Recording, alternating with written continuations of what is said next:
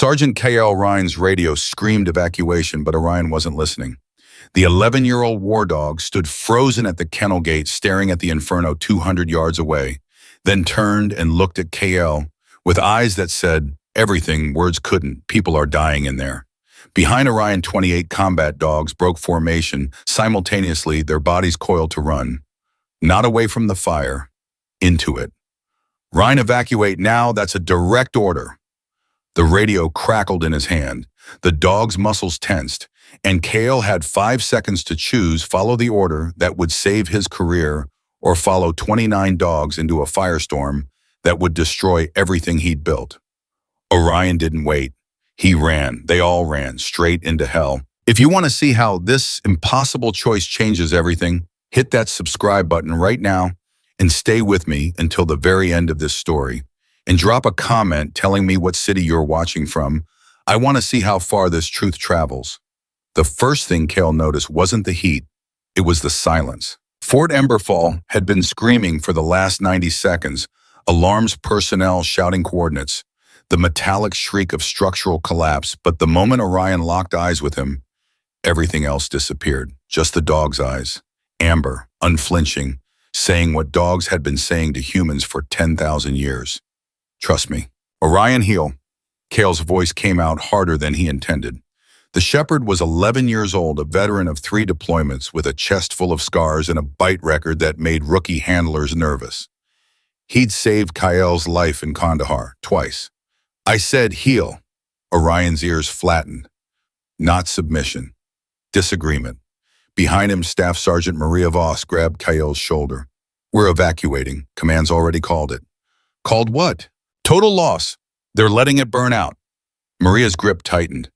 Kael, the fuel depot's going to cook off any second. We need to move. That's when the other dogs started reacting. Not barking, not the controlled alert behavior they'd been trained for. Something older, more fundamental. Duke, a Belgian Malinois with a distinguished service cross, began pacing tight circles near the kennel gate. Raven, a jet-black shepherd mix, pressed her nose against the chain link and whined a sound Kael had never heard from her in 4 years. Then Nova, then Axel, then all 29 dogs moving in synchronized distress. Something's wrong with them, Maria said. Kael's radio barked to life. All personnel, this is Colonel Dorn. Immediate evacuation order for Zone 7. Repeat, immediate evacuation. No exceptions. Zone 7. That was the industrial sector where the explosion had originated. 4 warehouse buildings, a maintenance facility, and the old administrative complex. Kael had run drills there 100 times. Empty buildings, decommissioned, scheduled for demolition next month anyway. Empty buildings don't make 29 combat dogs lose their minds. Ryan, you copy. The radio again. Colonel Varric Dorn's voice had the kind of authority that ended careers. Acknowledge evacuation order. Kael thumbed the transmit button. Copy, Colonel. Evacuating now. That should have been the end of it. Should have been grab the dogs, load them in the transport, get clear of the blast radius, file the after-action report. Should have been a Tuesday. Then Orion did something Kael had only seen him do once before. The shepherd walked to the kennel gate, sat down, and started barking. Not the alert bark, not the threat bark. The bark he'd used in Kandahar when they'd walked past that schoolhouse. The one Kael had ignored. The one that cost 3 Marines their legs when the IED went off 20 yards behind them. Jesus Christ, Maria whispered. He's never... Orion didn't wait for her to finish. He hit the gate with both front paws, the chain link rattling, and the sound that came out of him wasn't a bark anymore. It was a howl, primal, desperate. And then every single dog joined him. 29 combat dogs trained to maintain discipline under mortar fire, losing it all at once. The sound hit Kael in the chest like a fist. Open the gate, he said. What? I said open the gate. Maria stared at him. Kael, we're under evacuation order. You open that gate, those dogs are gonna... I know what they're gonna do. Kael moved toward the lock. That's why I'm opening it. This is insane, but Maria was already reaching for her key. You know what Dorn's gonna do to you. Yeah, Kael turned the lock. I know exactly what he's gonna do. The gate swung open. For one heartbeat, nobody moved. Just Kael and Maria on one side, 29 dogs on the other, and between them a decision that would define everything that came after. Orion broke first. The Shepherd hit the ground running a gray blur heading straight for the Firestorm. Duke followed, then Raven, then the whole pack moving like water, like they'd been shot from a cannon, directly toward the one place every survival instinct should have driven them away from. Kael, Maria's shout barely registered. What the hell are you? But he was already moving, not thinking, not weighing options, just running after them, his radio erupting with voices. Unauthorized movement in Zone 7. Ryan, stop. Someone get those animals under control. Animals. Kael's boots pounded concrete. That's what they were on paper. Military assets, equipment, listed in supply manifest between ammunition and medical supplies. But equipment didn't run into fire. Equipment didn't howl like their souls were being torn apart. Equipment didn't know things humans missed. The heat hit him at 50 yards. Not uncomfortable yet, just present. A reminder that the laws of physics still applied even when dogs apparently didn't care. The fuel depot was a towering inferno, now black smoke pouring into the desert sky, and somewhere inside that burning hell, Orion and the others had already disappeared. Kael's radio. Sergeant Ryan, you are in direct violation of evacuation protocol. Return to safe zone immediately. He ripped the radio off his belt and threw it, heard it clatter somewhere behind him, kept running. The smoke swallowed him at 75 yards. Instantly, the world compressed into immediate sensations. Heat pressing against his face, ash in his throat, eyes, watering visibility dropping to maybe 10 feet. The roar of the fire was everywhere and nowhere a living thing that had consumed sound itself. Kael pulled his collar over his nose and mouth, squinted against the smoke, and tried to remember where the hell he was. There, the warehouse complex. 3 buildings in a row connected by covered walkways. The middle one was fully involved flames punching through the roof windows, blown-out structure, probably 30 seconds from collapse. But the dogs hadn't stopped there. They'd gone left, into the old admin building. Kael forced himself forward.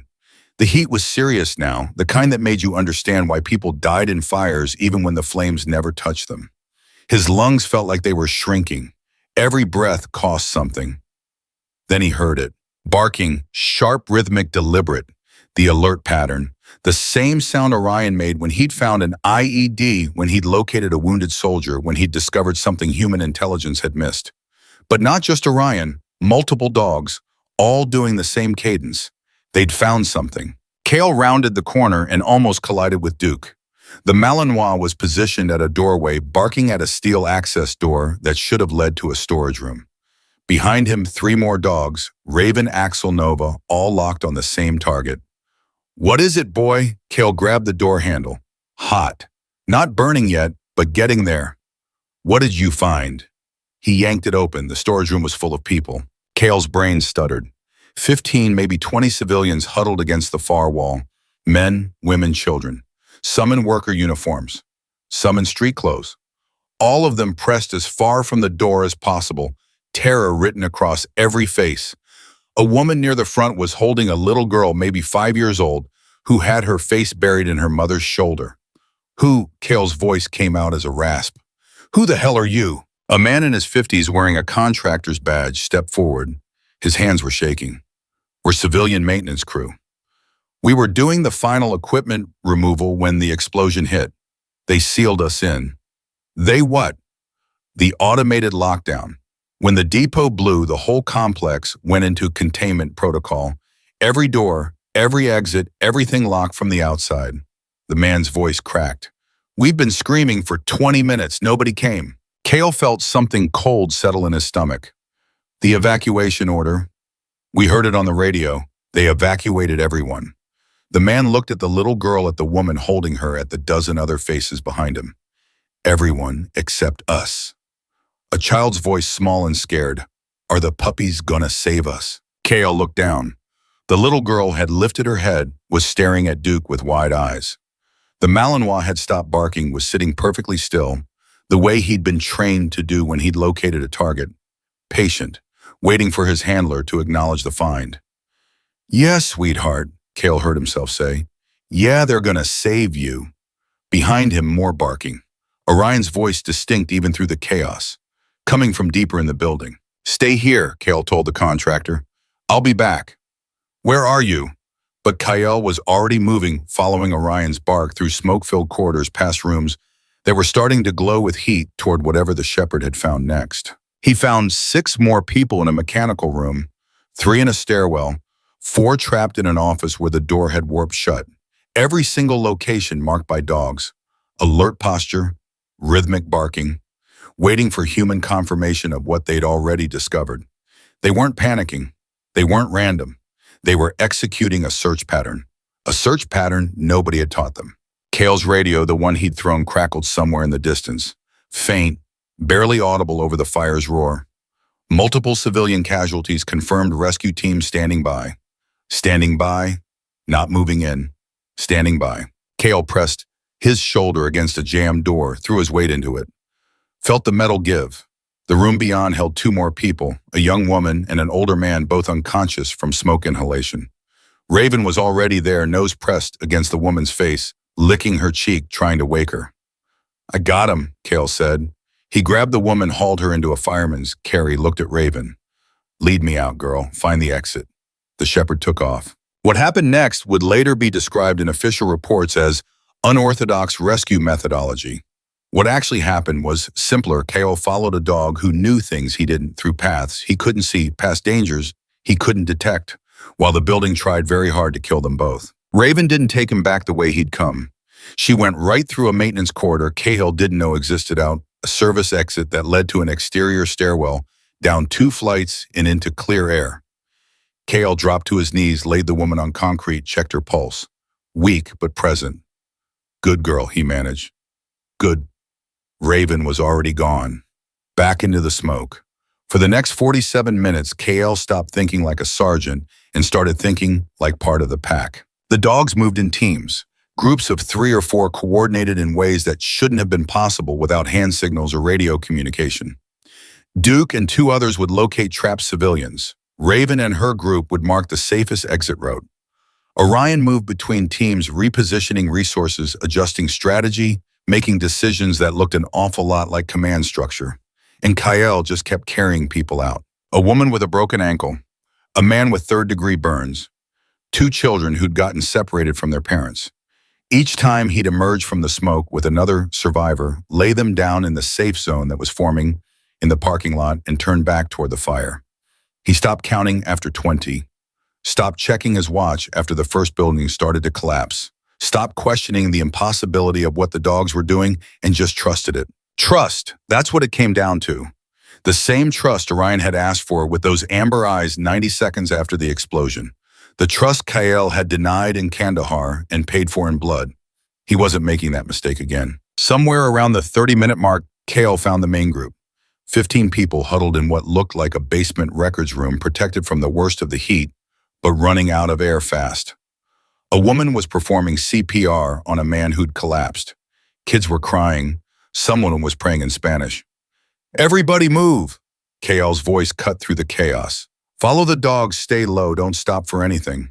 The dog. A man near the back looked at Nova, at Axel, at the 5 shepherds positioned at the door. "You want us to follow? They're the only reason you're still breathing." Kael grabbed the unconscious man, hauled him up. "Now move!" They moved. It was a parade of trust through hell. 29 dogs leading 47 people through a burning complex, down corridors that were actively collapsing, past rooms that had become ovens, toward exits that kept getting cut off and rerouted around. The dogs adjusted in real time. When the main stairwell became impassable, they found a secondary route. When smoke blocked the east exit, they pivoted west. When a ceiling started to give way, they stopped. The group held position, waited for the collapse, then moved through the settling dust. Kael had trained with military working dogs for 6 years. He'd studied their capabilities, their limits, their conditioning. What he was watching now existed somewhere outside that framework. This wasn't training. This wasn't conditioning. This was 29 beings who decided that people were going to live and physics could go to hell. The last person Kael carried out was a teenage boy, maybe 16, unconscious and barely breathing. Orion had found him in a supply closet on the 3rd floor, in a room Kael wouldn't have checked in a million years. The shepherd had refused to move, had planted himself outside that door, and barked until Kael came, until the door got opened, until the boy was in human hands. Only then did Orion follow them out. Kael emerged from the smoke for the final time and saw the parking lot transformed. 47 people arranged in groups, some conscious, some not, all alive.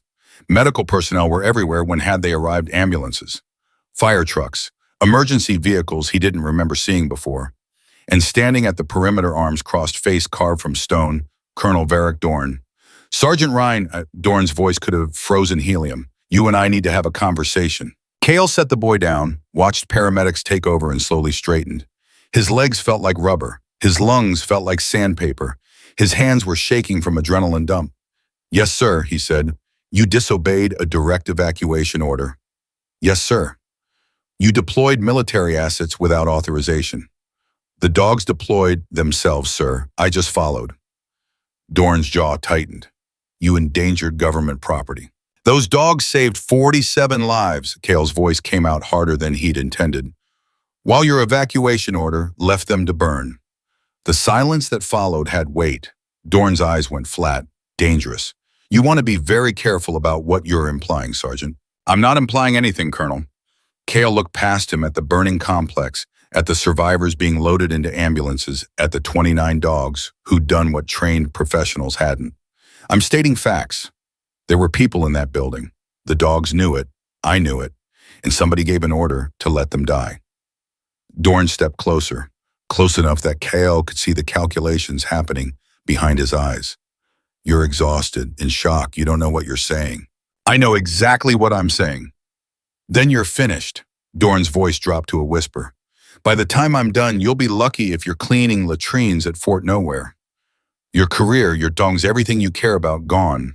Kael should have felt fear, should have felt his stomach drop, his future collapse, everything he'd worked for disintegrate. But all he felt was Orion pressing against his leg, the shepherd's solid warmth, the reminder of what trust looked like when it ran both directions. Yes, sir, Kael said. Worth it. Dorn's expression went nuclear. He started to respond, but Maria's voice cut across the parking lot. Colonel, you need to see this. She was standing next to a news van. When the hell had that arrived? The side door was open, a camera operator visible inside, and on the monitor, Kael's heart stopped. Footage. Clear, stable, impossibly well-framed footage of 29 dogs running into the burning complex, of Kael following them, of people being let out through smoke and flame, of Orion standing guard over an unconscious child while fire raged 30 feet away, of Duke and Raven working in tandem to guide a group of civilians down a collapsing stairwell. All of it, every second, captured. How? Dorn's voice cracked. Where did this come from? The camera operator leaned out. Young woman, maybe 30, press badge reading Yates, Desert Sun News. She looked at Dorn with the expression of someone who'd just won the lottery. Security cameras, Colonel. The complex has automated backup systems. Everything gets uploaded to cloud storage in real time. She smiled. We got all of it. That footage is classified. It's already live, sir. Yates gestured at her screen. Posted 6 minutes ago. Currently at 200,000 views. She refreshed. Make that 250. Kael watched Dorn's face go through several colors. Watch the moment the colonel realized what had just happened. Watch the future rearrange itself in real time. You're still under arrest, Dorn said quietly. Both of you. Disobeying orders, unauthorized deployment, endangering military. Property, Maria finished. That's going to be a fun trial, sir. Military handler arrested for saving lives. I'm sure the jury will love it. This isn't over. No, sir, Kael agreed. It's just getting started. Dorn turned and walked away. Kael watched him go, watched the colonel's shoulders tight with rage and something else. Something that looked like fear. You okay? Maria asked. Kael looked down at Orion. The shepherd was sitting at attention, the way he always did, after a mission waiting for confirmation that the job was done. His muzzle was singed, his paws were burned, his eyes were still that same impossible amber, still saying the same thing they'd said 90 minutes ago. Trust me. Yeah, Kael said. I'm okay. That's when his knees gave out. Maria caught him before he hit the ground, lowered him to sit against an ambulance. A paramedic appeared, started checking vitals, asking questions Kael couldn't quite process. The world was getting fuzzy around the edges. Shock, probably. Adrenaline crash. the biological bill coming due for 47 minutes of running through fire. But before everything went gray, Kael saw one more thing: 29 dogs arranged in a loose semicircle around the survivors they'd saved, standing guard.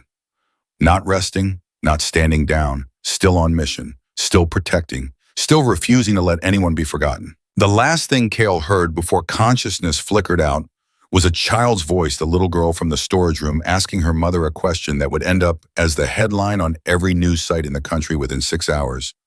"Mommy, why did the puppies save us when the people didn't?" Good question, Kael thought. Then everything went dark. Kael woke up to the sound of his own heartbeat on a monitor. Hospital room, white walls. The smell of disinfectant and smoke still clinging to his skin.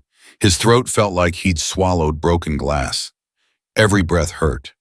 But he was breathing, which meant he'd survived, which meant the dogs. His voice came out as a croak. "Where are—" "Relax, hero." Maria's face appeared above him. She looked exhausted. "The dogs are fine. Better than you, actually. They're in the vet clinic getting checked out. Minor burn smoke inhalation, but they'll all recover." Kael tried to sit up. Pain shot through his ribs. 29? All 29s. Maria pushed him back down. Orion's been raising hell, by the way. Bit 2 MPs who tried to separate him from the other dogs. They finally just put the whole pack in one room and left them alone. Good. Kael closed his eyes. "How long was I out?" 4 hours. Maria pulled a chair closer, sat down. "Which means you missed the fun part." Something in her voice made Kael open his eyes again. "What fun part?" "The part where that footage hit 20 million views in 3 hours. The part where every news network in the country is camped outside the base demanding interviews. The part where the governor called the base commander personally." She leaned forward. "The part where Colonel Dorn locked himself in his office and hasn't come out since." Kael's brain was still foggy, still processing. 20 million and climbing. You're viral, Kael. You and the military dog saved 47 lives while officials watch is trending #1 on every platform. Maria pulled out her phone, showed him the screen. "Look at this." The footage was even more powerful than Kael remembered. The camera had caught Orion leading the pack into the flames with this kind of determination that transcended species. Had caught Kael following without hesitation. Had caught Duke standing guard over unconscious civilians while fire consumed the building around them. Had caught the moment a little girl reached up to touch Raven's face, her expression pure trust, while human rescue teams stood outside the perimeter doing nothing. "Jesus," Kael whispered, "it gets better." Maria swiped to another video. This one's from inside. Someone had a phone. The new footage was shaky dark, but the audio was crystal clear. A woman's voice. "They're not coming for us. Oh God, they're not coming." A child crying, a man's voice trying to stay calm. "Just stay low, breathe through your shirt, help is coming." Then barking. Close, getting closer. Then Kael's voice rough with smoke. "Everybody move. Follow the dogs." And the relief in those voices, the way the crying stopped, replaced by something that sounded like hope. "That's been viewed 15 million times, Maria said quietly. "And people are asking questions, Kael. Hard questions, like why were civilians in a supposedly empty building? Why was the evacuation order given before search and rescue confirmed 0 casualties? Why were trained response teams standing down while dogs ran in?" Kael felt something cold settle in his chest. "What's Dorn saying?" "Nothing. Official statement is incident under investigation, no further comment at this time." Maria's expression darkened. "But unofficially, he's been on the phone with DC for the last 2 hours. And word is he's not happy about what they're telling him. Which is that he can't make this go away." Maria stood, walked to the window, looked out at something Kael couldn't see.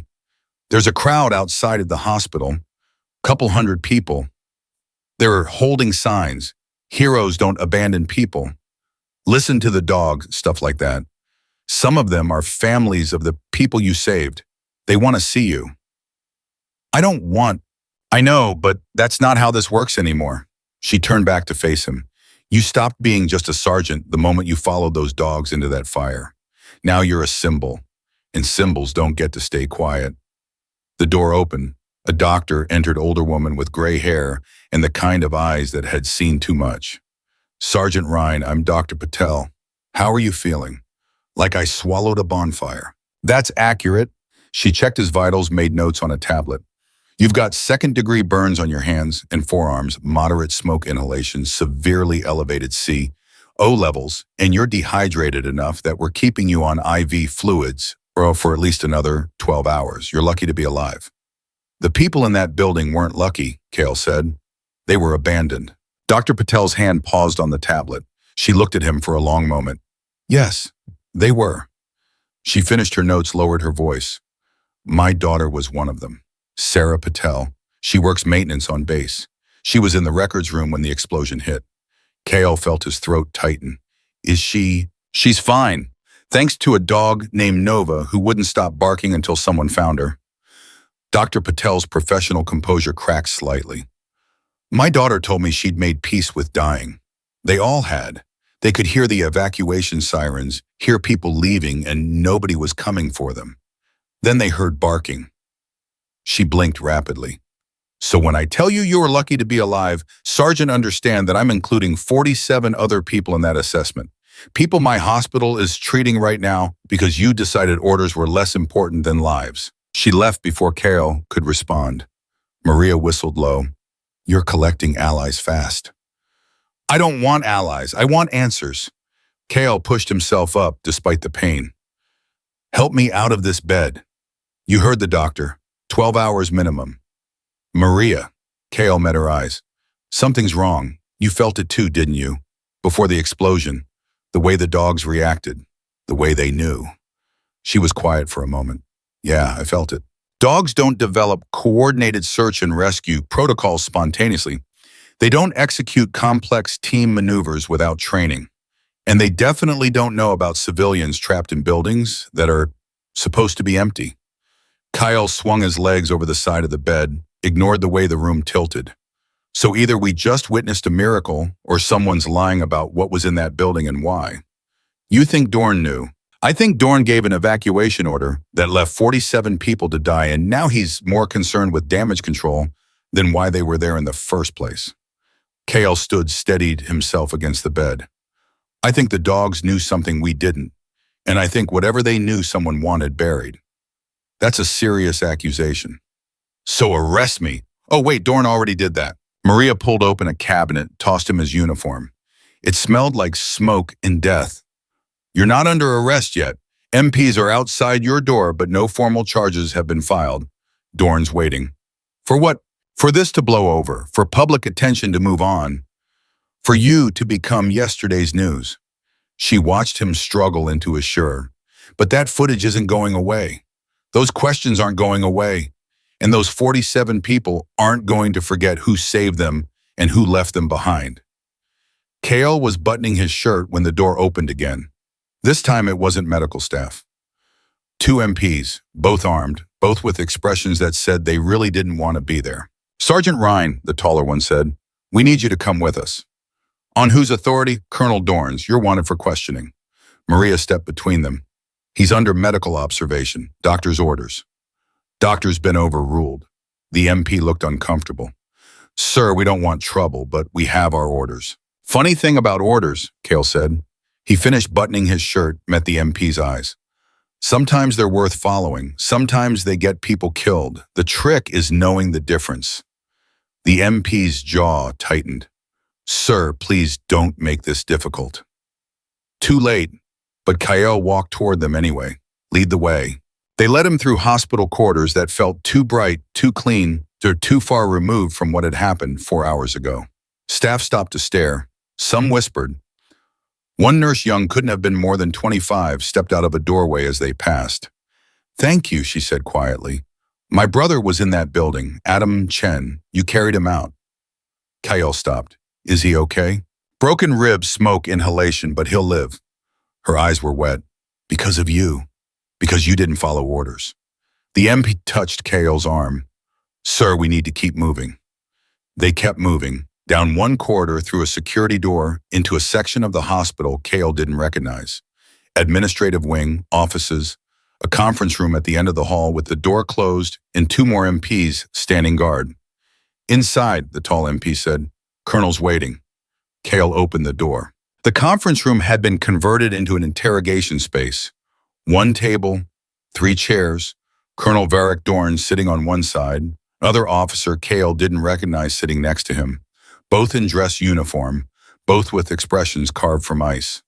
"Sit down, Sergeant," Dorn said. Kael sat, noted that Maria hadn't been allowed to follow, noted the recording device on the table red light already active, noted the way Dorn's hands were folded perfectly still, the way people's hands get when they are working very hard not to show emotion. "This is Major Garrett Chen, Dorn said, gesturing to the other officer. "JAG Corps. He'll be advising on potential charges." "Potential?" Kael kept his voice neutral. "Thought you already decided I was guilty." "This is a preliminary inquiry," Major Chen said. His voice was measured professional. "We're establishing facts before any formal action is taken." "Facts. Okay." Kael leaned back. "Fact 1. There were 47 civilians in a building you ordered evacuated without search confirmation. Fact 2. Those civilians would be dead if not for actions you are calling criminal. Fact 3. Someone knew they were in there and chose not to tell anyone. Want me to keep going?" Dorn's expression could have frozen in nitrogen. "You don't get to ask questions here, Sergeant. You answer them. Then ask, why did you disobey direct evacuation orders? Because the dogs knew something I didn't. That's not an answer. It's the only answer I have, sir. 29 combat dogs with a combined 30 years of deployment experience suddenly lost discipline all at once. They ran toward danger they should have avoided. They executed search patterns they'd never been trained for. They found people in a building that was supposed to be empty." Kael met Dorn's eyes. "So either dogs just developed telepathy or someone's lying about what was in that complex and why." Major Chen made a note. "You're suggesting the evacuation order was given under false pretenses. I'm suggesting 47 people almost burned to death in a building that wasn't supposed to have anyone in it. Draw your own conclusions." "Sergeant," Chen's voice sharpened, "this is a formal inquiry. Speculation and conspiracy theories won't help your case." "My case," Kael felt something hot rising in his chest. 47 people are alive. That's not speculation. That's not theory. That's bodies in hospital beds who can tell you exactly what happened. Have you talked to them? Have you asked why they were there? Have you wondered why nobody mentioned civilians during the evacuation brief? That's not relevant to. It's the only thing that's relevant, Kael's voice rose. You want to charge me with disobeying orders? Fine, but those orders were wrong. They were criminally wrong. And someone in command knew it. Dorn slammed his hand on the table. The sound cracked through the room like a gunshot. "You're finished, Ryan. You understand that. Your career, your future, everything done. Worth it. You think being a viral video hero protects you? It doesn't. The internet has the attention span of a goldfish. Give it a week and nobody will remember your name. But the military, we have long memories. And Article 92 doesn't care how many views you got." Article 92. Failure to obey order or regulation. Maximum penalty, dishonorable discharge, 2 years confinement. Kael felt his future crack in half. Felt everything he'd worked for, every sacrifice he'd made, every year of service dissolve into one decision made in 90 seconds while dogs ran into fire. And realized he'd make the same choice again. "Do what you need to do, Colonel," he said quietly. "But while you're destroying my career, maybe ask yourself why those civilians were in that building. Ask yourself why the evacuation order came so fast. Ask yourself why search and rescue teams were held back." He paused. "Ask yourself what you're protecting." Dorn stood. "This interview is over. Major Chen will be filing formal charges by end of business today. You're confined to base pending court-martial. Dismissed." Kael didn't move. "What about the dog? What about them? They saved 47 lives. They did their job better than any human team could have. What happens to them?" Something flickered across Dorn's face, too fast to read. "They'll be reassigned. Proper handlers. Ones who follow orders." "They already have proper handlers." "Not anymore." Dorn walked to the door, opened it. "MPS will escort you to your quarters. You're not to speak with media, not to communicate with civilians, not to discuss this incident with anyone." "That's an order, Sergeant. Think you can follow this one." Kael stood, started toward the door, stopped next to Dorn. "Those dogs knew," he said quietly. "Somehow they knew people were dying.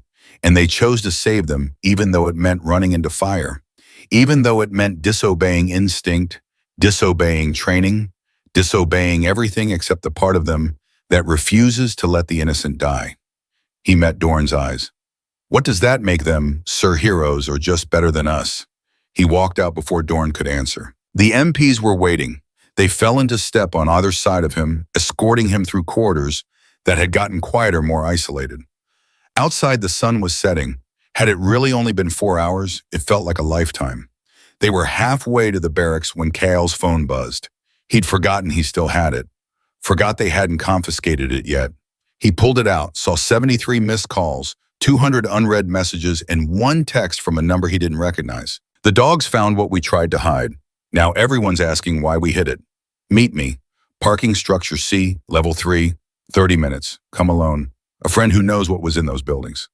Kael stared at the message. Every instinct screamed trap. Every logical neuron in his brain said delete it, forget. It don't add conspiracy to the charges already destroying your life. But the dogs had trusted their instincts, had followed something humans couldn't detect, had known truth when official orders were selling lies. He deleted the message, looked at the MPs. I need to use the latrine. The taller one sighed. Sir, we're almost to your quarters. Unless you want me to piss myself, I need to stop, now. They stopped at a bathroom. Kael went inside, counted to 30, checked the window. 3rd floor, but there was a fire escape, old habits, from too many extractions in too many hostile cities. He was out the window and down the escape before his brain could talk him out of it. Parking structure C was on the edge of base, isolated, 3 levels of concrete and shadows. Kael approached from the east, keeping to cover every sense on high alert. This had setup written all over it. Court-martial wasn't enough. Now they needed to add evading custody to the charges, but he kept moving. Level 3 was empty except for one car. Civilian vehicle, sedan. Someone sitting in the driver's seat, window down. Kael approached slowly, recognized the profile. Dr. Patel. She turned, same gray hair, same exhausted eyes, but now they held something else, something that looked like fear. Get in, quickly. He got in. She didn't drive, just sat there gripping the steering wheel, staring straight ahead. My daughter didn't just work maintenance in that building. She was part of the archives team. Civilian contractors hired to digitize old classified records before the building was demolished. Kael felt his pulse spike. Classified records, 20 years of operational files, black site locations, enhanced interrogation protocols, names of people who disappeared into CIA custody and never came out. Dr. Patel's voice shook. The kind of records that certain people wanted to stay buried. Literally. The explosion wasn't an accident. She finally looked at him. The fuel depot was sabotage. The fire was meant to destroy the admin building and everything in it. The civilians were collateral damage, acceptable losses to protect secrets that should have been exposed decades ago. Kael's world tilted. You're saying someone deliberately... I'm saying my daughter spent 3 weeks scanning documents that detailed torture, illegal detention, and systematic human rights violations committed under official sanction. I'm saying those documents were scheduled to be transferred to National Archives next week, where they'd become part of public record. And I'm saying the day before the transfer, a fuel depot that's been stable for 15 years suddenly explodes with enough force to level 4 buildings. She pulled out a tablet, showed him surveillance footage he hadn't seen before. Timestamped 6 hours before the explosion. A figure in maintenance coveralls entering the fuel depot, spending 11 minutes inside, leaving with a different gait, different posture. Watch their hands, Dr. Patel said. Kael watched. The person entering had empty hands. The person leaving was adjusting something in their jacket pocket. Something small, cylindrical. Detonator, he breathed. Sarah managed to save 1 box of files, grabbed it during the explosion, dragged it to the records room, protected it while fire consumed everything around her. The dogs found her there, clutching that box like it was her child. Dr. Patel's voice cracked. She thought she was going to die protecting truth. Instead, your dogs gave her a reason to live. Where's the box now? Safe, hidden, but not for long. She met his eyes. Colonel Dorn is cleaning up loose ends. The civilians who survived, they're being interviewed in isolation, given NDAs, threatened with national security violations if they talk about what they saw. The official story is settling into place. Tragic accident, heroic rescue, unfortunate bureaucratic oversight, no conspiracy, no sabotage, no truth. Then we expose it. With what evidence? Surveillance footage I stole from a classified server documents. I'm not supposed to have a daughter who could face treason charges for removing classified material. Dr. Patel shook her head. They're ready for this, Sergeant. They've been ready since the moment those dogs ran into that fire. Every exit is covered. Every witness is compromised. Every piece of evidence is either destroyed or classified. Not every witness. Kael pulled out his phone. 20 million people saw what happened. They saw the dogs. They saw the rescue. They saw 47 people who weren't supposed to exist. Seeing isn't knowing. The footage shows heroism. It doesn't show why those people were there. It doesn't show sabotage. It shows what they want it to show, an accident bravely overcome. Then we change the narrative. How? Kael thought about Orion, about amber eyes that had known truth before humans could articulate it, about 29 dogs who'd refused to let anyone be forgotten, about trust that ran deeper than orders, deeper than fear, deeper than the instinct for self-preservation.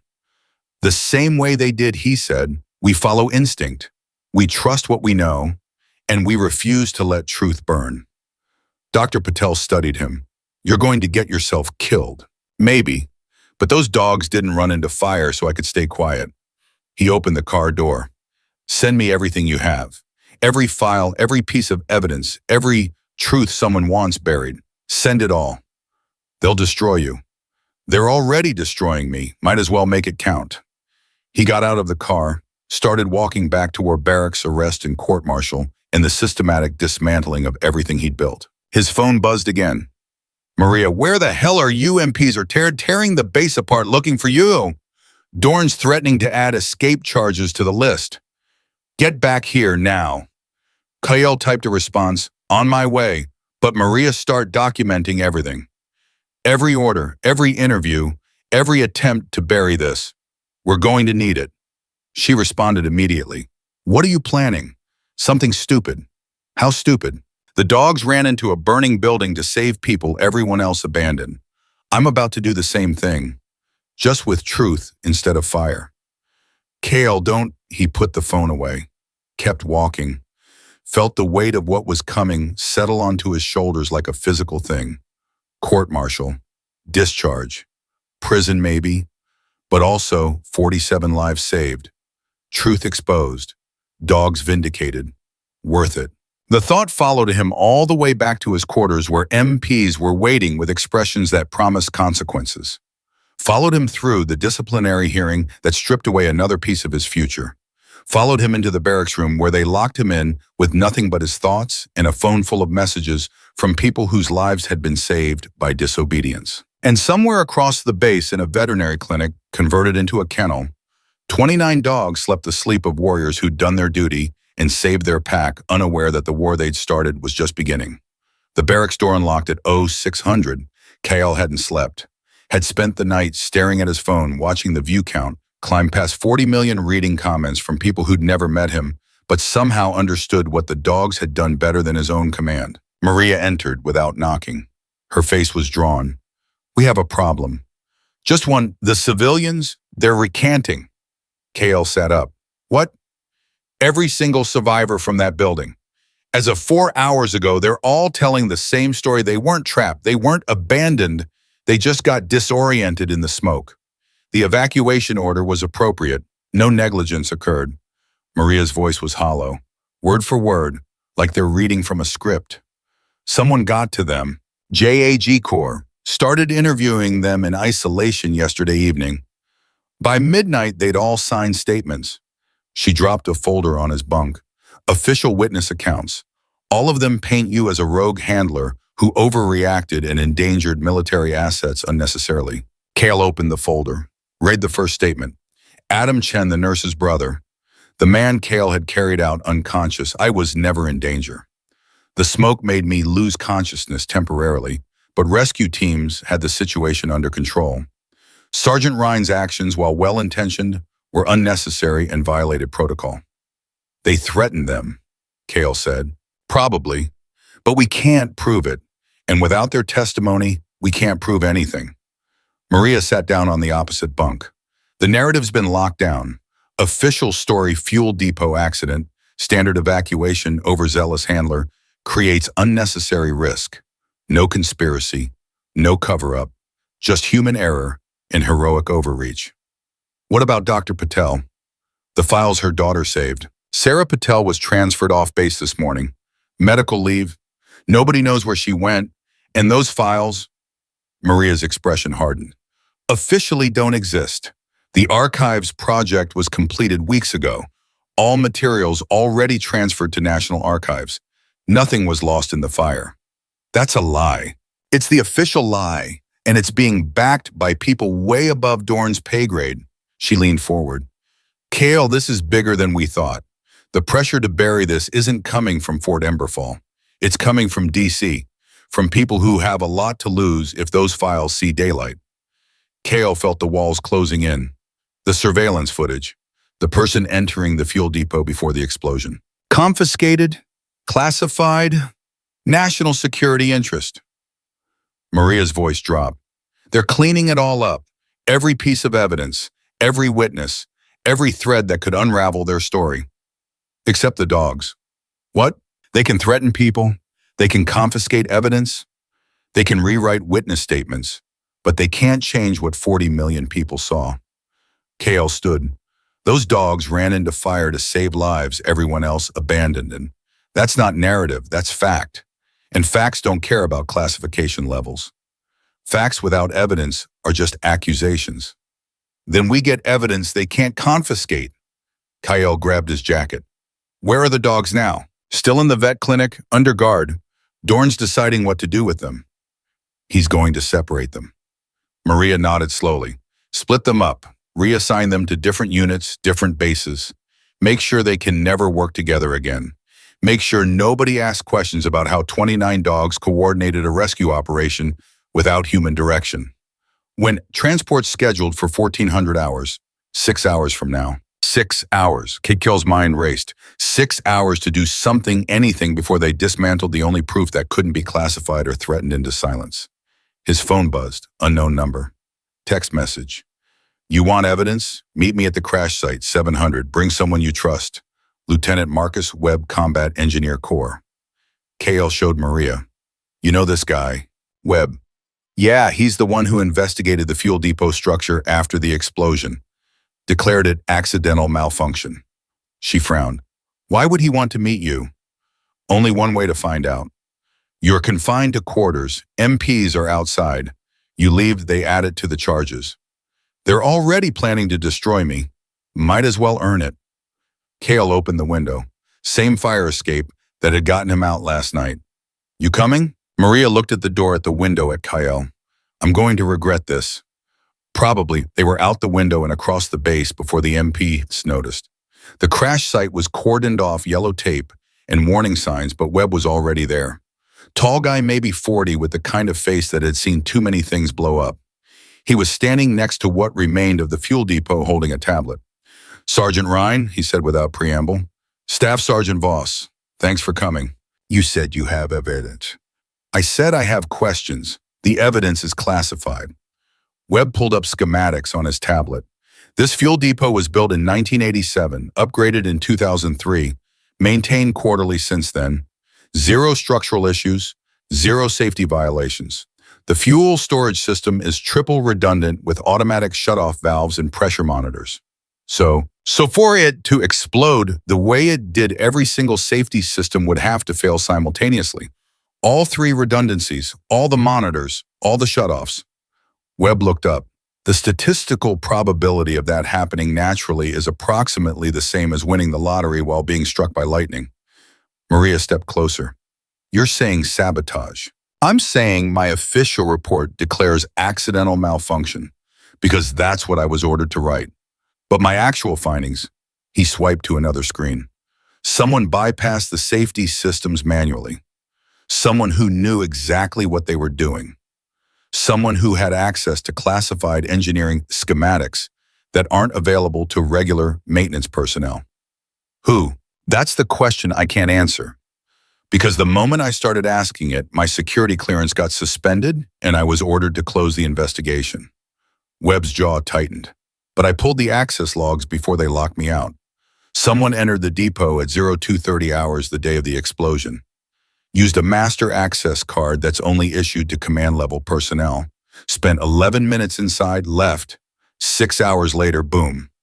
The surveillance footage, Kael said, Dr. Patel showed me, was confiscated along with everything else. But I made copies. Webb pulled a flash drive from his pocket. Footage access logs my actual engineering analysis. Everything they don't want you to see. Everything that proves this wasn't an accident. He held it out. Kael took it. Felt the weight of truth in his palm. Why are you doing this?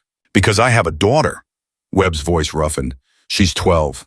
And when she asked me what I do, I told her I find the truth about why things explode so we can prevent it from happening again. I don't tell her I bury truth when orders demand it.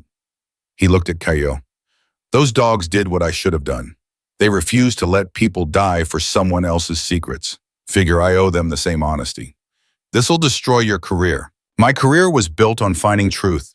If I have to destroy it to preserve truth, that's not destruction, that's integrity. Webb started walking away. One more thing. The classified records that were supposedly in that admin building, the ones that allegedly don't exist, yeah, they exist. And they're worse than you think. 20 years of black site operations, enhanced interrogation, extraordinary rendition. Names of people who disappeared. Names of officials who authorized it. Paper trails connecting current members of Congress to war crimes. He stopped. That's why the pressure's coming from D.C. That's why witnesses are being silenced. That's why you're being court-martialed. Because if those records go public, a lot of powerful people go to prison. Then we make them public. You make them public, you're not just facing court-martial. You're facing federal charges, espionage, treason. They'll disappear you the same way they disappeared the people in those files. Webb turned back. So you need to ask yourself, are 47 lives worth your freedom? Is truth worth everything you'll lose? Kael thought about Orion's eyes, about trust, about dogs who'd run into fire because they refused to calculate cost. Yes, he said, it is. Webb nodded. Then don't waste it. Whatever you're planning, do it fast, because they're already moving against you. He left. Maria stared at the flash drive in Kael's hand. We need to get this to media, multiple outlets, simultaneously, before they can suppress it. They'll claim national security, get injunctions, classify everything. Not if we time it right. Maria pulled out her phone. There's a press conference scheduled for 1100 hours. Base commander addressing the incident. Dorn's going to be there, every major network. If we release this during the conference on live television, they can't stop it from spreading. That gives us 4 hours. 4 hours to copy this drive, send it to every journalist who covered the rescue post. It everywhere we can, and pray it goes viral before they shut us down. She met his eyes. You understand what we're doing. This isn't just career suicide. This is federal prison. This is treason charges. This is worth it. Kael pocketed the drive. Let's go. They were halfway back to the barracks when Kael's phone exploded with messages, all from the same number, Dr. Patel. They took her. Sarah's gone. They came to the house an hour ago. Federal agents said she was being detained as a material witness. Wouldn't tell me where. They're making her disappear. Kael stopped walking. They're cleaning up loose ends. Sarah's a loose end. Webb's a loose end, Ishon. Maria's face went pale. We're loose ends. Then we make ourselves impossible to clean up quietly. Kael changed direction. The vet clinic. Now. What are you thinking? I'm thinking 29 dogs are worth more to public sentiment than any amount of classified documents. I'm thinking if they try to disappear us while we're standing next to America's new favorite heroes, it'll look exactly like what it is. He started running. I'm thinking the dogs saved 47 people. Time to let them save us. The vet clinic was guarded by 2 MPs, different ones than yesterday. Both looked nervous when Kael approached. Sergeant Ryan, the younger one said, you're not authorized to be here. Those are my dogs. Not anymore. Orders from Colonel Dorn. The animals are being transferred to different units. You're not to have contact. On what grounds? Behavioral concerns. The pack dynamic has been deemed unsafe for proper military operations. The MP shifted uncomfortably. Sir, I don't make the rules, I just enforce them. From inside the clinic came barking. Not alert barking, not threat barking. The sound dogs make when they know their handler is close and they can't reach him. Orion's voice distinct above the others. Howling. Every dog in that clinic joined him. The sound hit Kael like a physical blow. 29 combat dogs trained to maintain discipline, losing it all over again. Not because of fire, because of separation. Because someone was trying to tear apart the pack that had saved 47 lives. Let me see them, Kael said. 5 minutes, then I'll leave. Can't do that, sir. They saved 47 people yesterday. They deserve better than being locked in a room listening to their handler outside and not understanding why he doesn't come. The MP's expression cracked. Sir, I have my orders. Your orders are wrong, Kael's voice hardened. Same as the evacuation order was wrong. Same as leaving civilians to burn was wrong. Same as everything about this situation is wrong. So you can follow those orders and watch those dogs suffer. Or you can make a choice that actually matters. The two MPs looked at each other. 5 minutes, the older one said quietly. He unlocked the door. Then you were never here. Kael went inside. The moment he entered, the howling stopped. 29 dogs packed into a space meant for maybe 15, all focused on him with the kind of attention that transcended training. Orion was at the front, ears forward, eyes locked on Kael's face. Hey, buddy. Kael knelt. The shepherd came to him immediately, pressed his head against Kael's chest, and Kael felt something break inside his own. I know, I'm sorry, I'm so sorry. The other dogs crowded close. Duke, Raven, Nova, Axel, all of them pressing against him, tails wagging, offering comfort and seeking it in the same gesture. They didn't understand courts-martial, didn't understand cover-ups or conspiracy, didn't understand why their pack was being torn apart. They just understood that their handler was there, and that made things right. Maria stood at the doorway. Kael, we have 3 hours until that press conference. I know. Kael ran his hands through Orion's fur, felt the scars from old battles, old explosions, old sacrifices.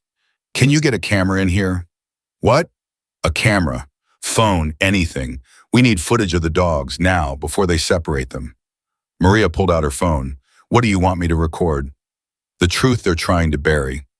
Kael stood, looked at the pack. Orion, Duke, formation. The dogs moved. Not into standard formation, into the pattern they'd used during the rescue. Teams of 3 and 4, coordinated, purposeful, the same structure they'd used to search the burning buildings. Maria's hands shook as she recorded. How are they doing that? I don't know, but it's not random. It's not panic. It's intelligence. Kael gave another command. Search pattern. Execute. The dogs moved through the clinic in the same coordinated sweep they'd used in the fire. Systematic. Thorough. Each team covering a designated zone, overlapping coverage communication through body language and positioning that looked an awful lot like strategy. My God, Maria whispered.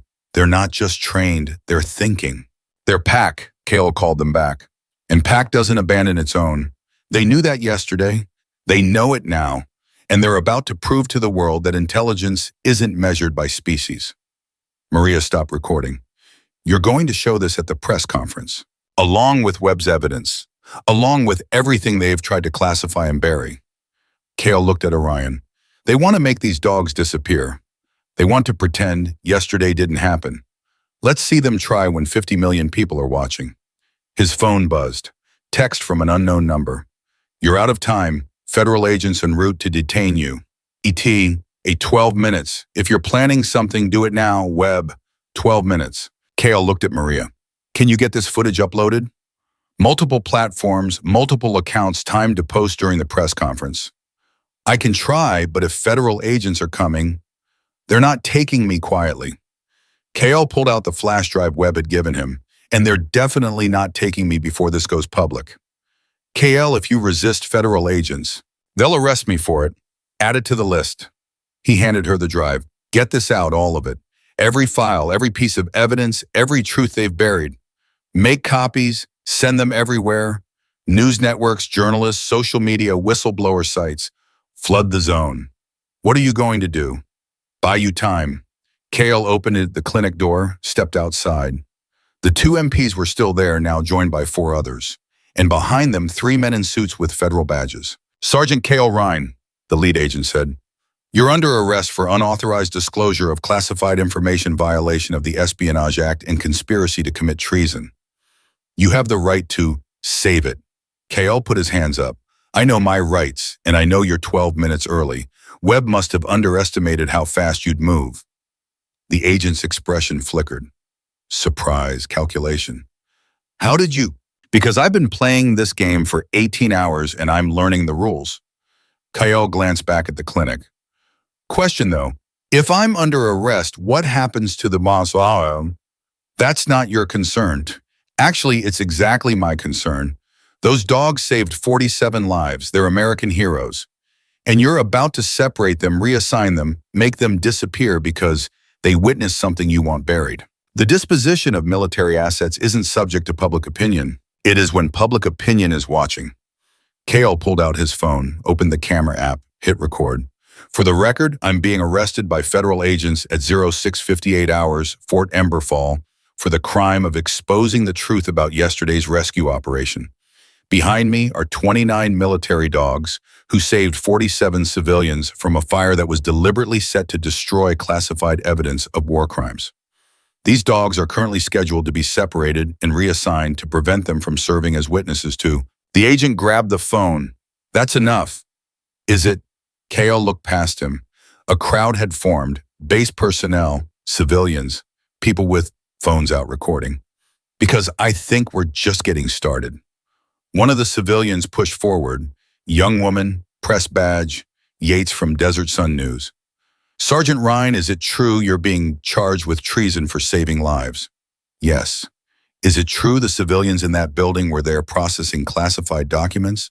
"Yes." "Is it true the fire was deliberately set to destroy those documents?" Kael looked at the federal agent, looked at the cameras, looked at Yates and knew she'd gotten everything Webb had sent, knew the story was already being written, knew the truth was spreading faster than they could contain it. "Yes," he said, "all of it. And I have proof." The agent's face went nuclear. "You're in violation of every rule you're using to protect war criminals." "Yeah, I know." Kael let them cuff him. "But those dogs don't know about rules. They just know about right and wrong. And when push came to shove, they chose right, even when it meant running into fire, even when it meant disobeying orders, even when it meant sacrificing everything to save lives that everyone else had decided didn't matter." He looked directly at Yates's camera. "So charge me, court-martial me, call it treason, but know that every charge you file proves exactly what those dogs already knew: the system is broken. Orders are corrupt, and sometimes the only way to do your duty is to refuse every command that prioritizes secrets over lives." They dragged him away. Kael didn't resist, just watched Maria slip away in the chaos, watched her disappear around a corner with the flash drive still in her pocket, watched the crowd grow as more people arrived with more cameras. The agent shoved him into a vehicle. "You just destroyed your life." "No," Kael said, "I just gave it meaning." The vehicle pulled away.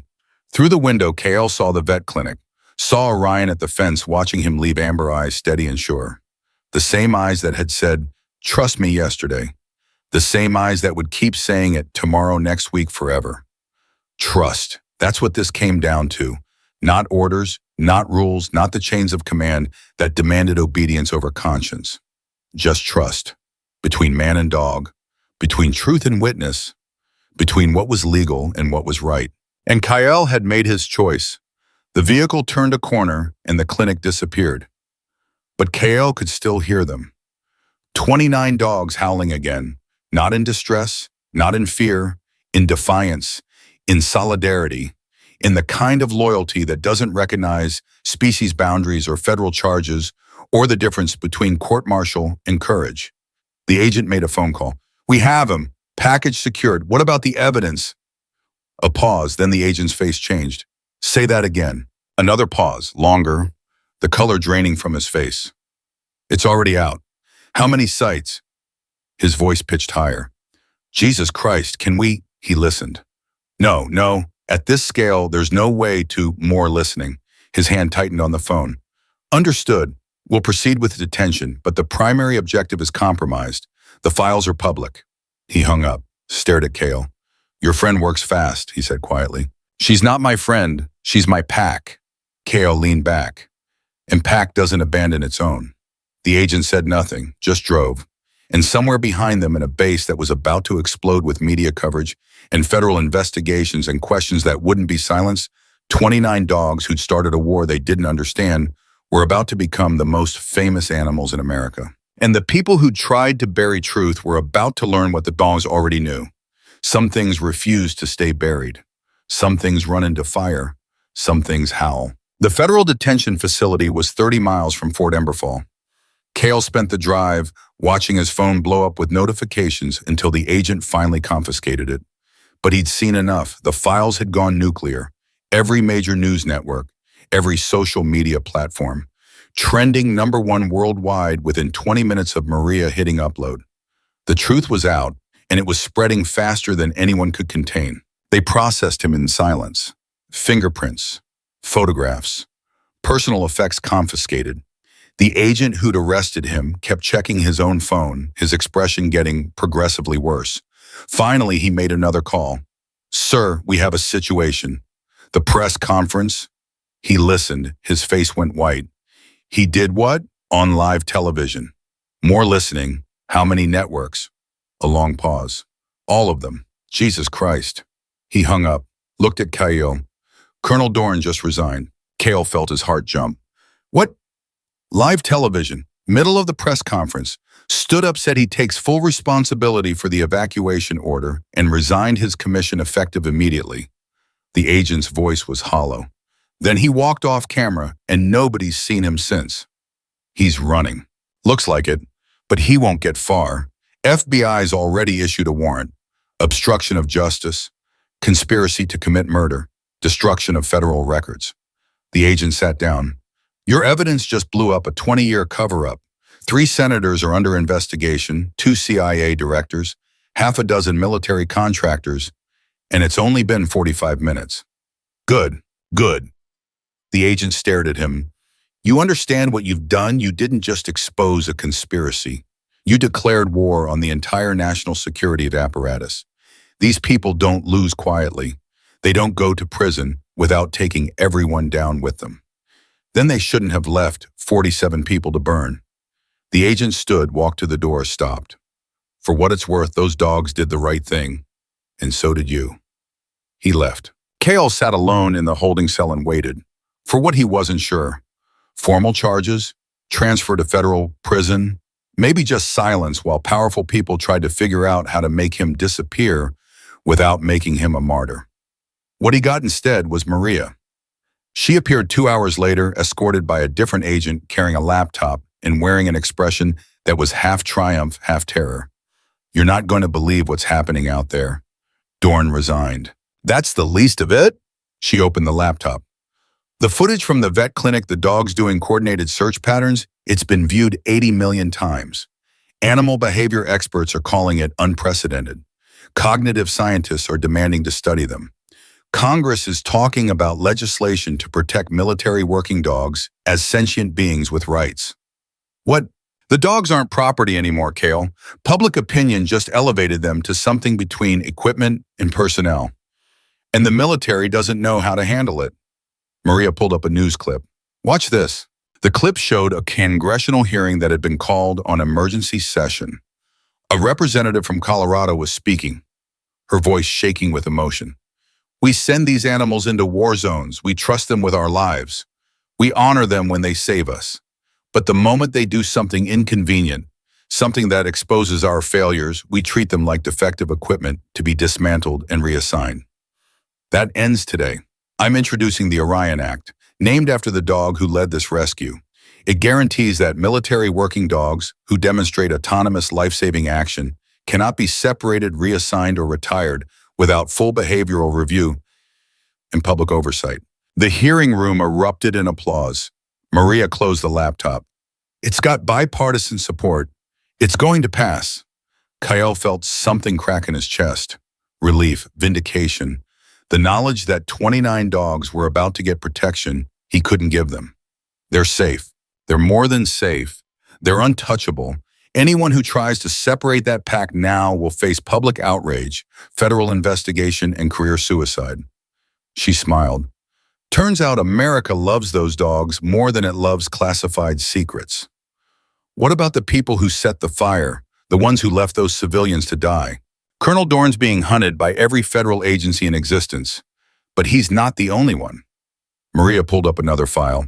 Remember those access logs Webb gave us, the master access card used to sabotage the fuel depot? Yeah, it was issued to Major General Raymond Voss, 3-star general, currently serving as Deputy Director of Defense Intelligence. He's the one who ordered the Archivist project. He's the one who knew what was in those files. And he's the one who decided burning civilians alive was an acceptable price to pay for keeping his war crimes buried. Kael's blood went cold. Voss, any relation to my commanding officer, number different Voss. But that doesn't make this easier. Maria's hands shook slightly. This goes all the way to the Pentagon. Kael. The sabotage, the cover-up, the order to let those people die, it was sanctioned at the highest levels. And now that it's public, people are scrambling to avoid accountability. Where's Voss now? Missing. Hasn't been seen since the files went public. But his bank accounts have been frozen. His passport's been flagged. He's trapped. She paused. And he's not going down alone.